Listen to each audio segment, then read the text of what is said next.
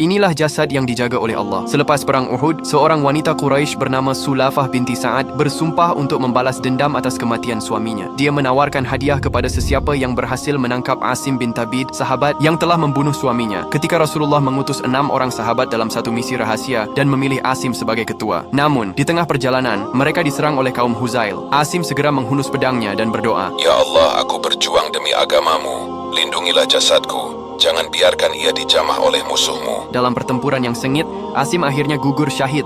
Tetapi ketika kaum Huzail mendekati jasadnya, tiba-tiba muncul gerombolan serangga besar yang menyerang mereka, melindungi tubuh Asim. Mereka mencoba berulang kali, namun tetap gagal. Akhirnya, mereka memutuskan untuk menunggu sampai malam. Namun malam itu langit mengamuk, kilat menyambar, hujan banjir melanda kawasan tersebut. Keesokan paginya, kaum Huzail kembali mencari jasad Asim, namun jasadnya telah hilang.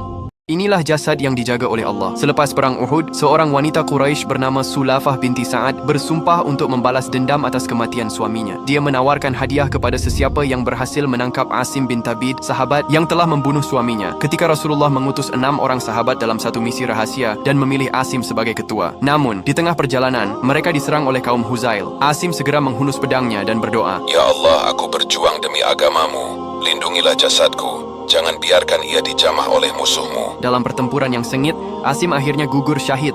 Tetapi ketika kaum Huzail mendekati jasadnya, tiba-tiba muncul gerombolan serangga besar yang menyerang mereka, melindungi tubuh Asim. Mereka mencoba berulang kali, namun tetap gagal. Akhirnya, mereka memutuskan untuk menunggu sampai malam. Namun malam itu langit mengamuk, kilat menyambar, hujan banjir melanda kawasan tersebut.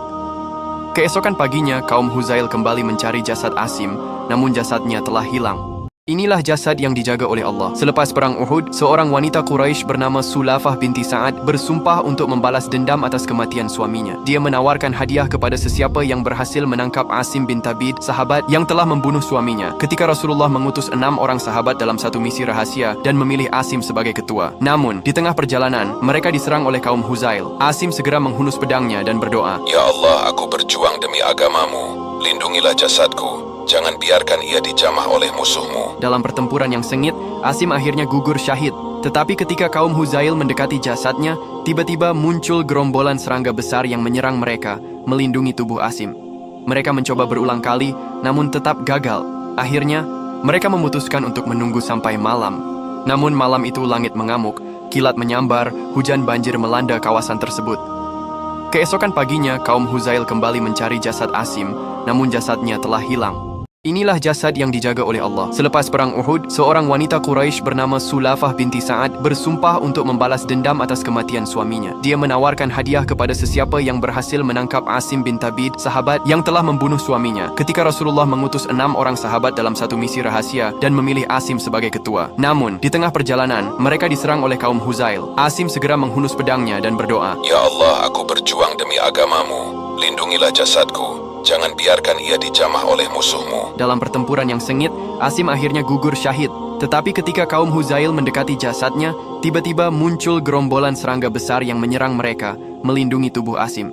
Mereka mencoba berulang kali, namun tetap gagal. Akhirnya, mereka memutuskan untuk menunggu sampai malam. Namun malam itu langit mengamuk, kilat menyambar, hujan banjir melanda kawasan tersebut. Keesokan paginya, kaum Huzail kembali mencari jasad Asim, namun jasadnya telah hilang.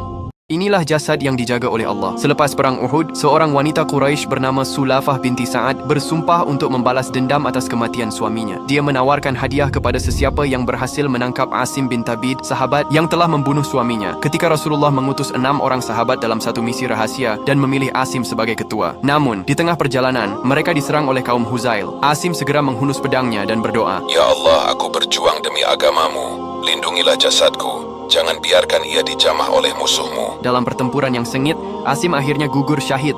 Tetapi ketika kaum Huzail mendekati jasadnya, tiba-tiba muncul gerombolan serangga besar yang menyerang mereka, melindungi tubuh Asim. Mereka mencoba berulang kali, namun tetap gagal. Akhirnya, mereka memutuskan untuk menunggu sampai malam. Namun malam itu langit mengamuk, kilat menyambar, hujan banjir melanda kawasan tersebut. Keesokan paginya, kaum Huzail